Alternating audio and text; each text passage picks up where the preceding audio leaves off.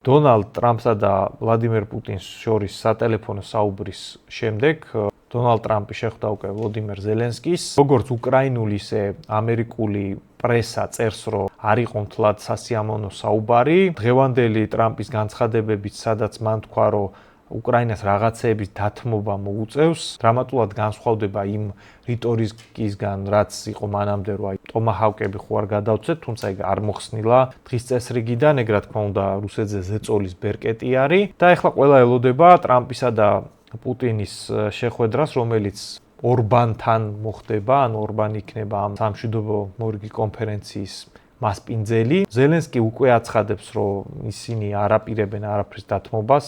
რუსების მოთხოვნა მინიმუმი, როგორც თქვი, არის, რომ დონეცკის ოლქიდან უკრაინელებმა გაიყვანონ თავისი ძალები და დანარჩენი ფრონტი გაიყინოს ამ მომენტში, სადაც გადის იქ.